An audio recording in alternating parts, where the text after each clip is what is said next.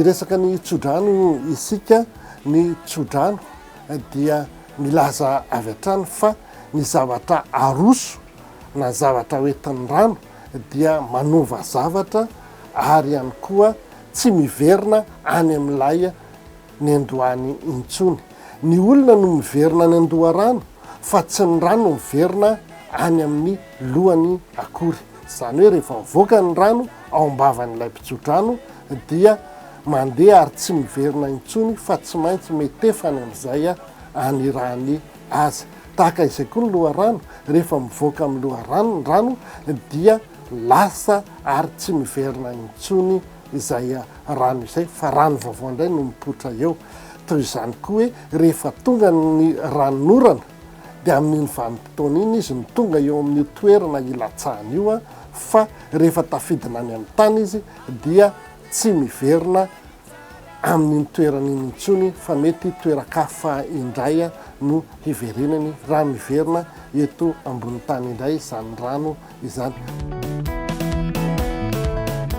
Tsy ny rehetra akory no afaka mitsodrano fa ireo olona manam-pahalalana, manana pahefana araky ny lentam-pivoarana ara-panahy no afaka mitsodrano satria ny tsodrano araka ny fiteny malagasy dia hoe ny tsodrano dia zava-mahery ka ny tsodrano dia tsy mifandray amin'ny teniteny foana. Zany hoe miteny ianao nefa zavatra foana, zavatra tsy misy, zavatra tsy ho tanteraka no teneninao. Ka raha olona mitsodrano zany dia zavatra tsy maintsy miatefa no tenenina.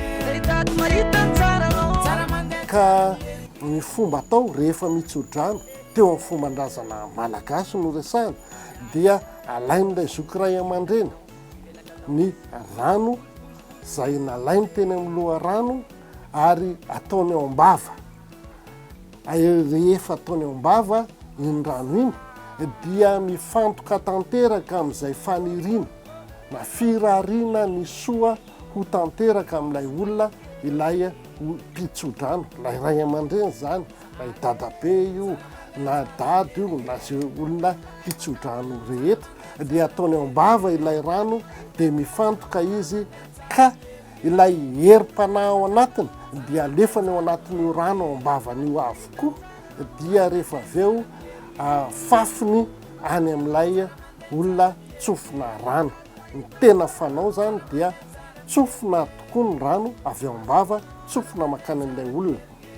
Maninona ny tsofina ny rano? Satria any anatin'iny rano iny ilay zavatra niriana, ilay herim-panahy nalefan'ilay ray aman-dreny. Tsy maintsy misy ivy ao anatin'iny rano iny, zany hoe ivy zany dia sombiny ain'ilay olona mitsodrano, afafiny iny any amin'ny ilay olona tsofina rano. Rehefa metefeny amin'ny tarehiny iny rano iny eny amin'ny lohany dia tsy fafana fa izay eritreretin'ilay olona tsofina rano kosa dia manafana ny tenany ka le rano metefeny amin'ny tarehiny dia maina ary lasa maina dia miakatra any amin'ny tontolo tsy tamaso any. Zany hoe ilay faniriana teo zany dia nafindra any amin'ilay olona tsofina rano dia any amin'ny tontolo tsy tamaso any. Zay ny fahendren-drazana malagasy tsy maintsy tanteraka ny tsodrano rehefa atao amin'izay teny izay. Ny olona tsofina rano kosa ihany koa dia maka sary an-tsaina izay lalaka izorany amin'izay faniriana tiany hatongavana. Ka ilay rano metefeny amin'ny tenany iny no mitondra ny faniriana any amin'ny tontolo tsy tamaso ka hipetraka mandrakizay ilay faniriana ka tsy maintsy ho tanteraka aminy.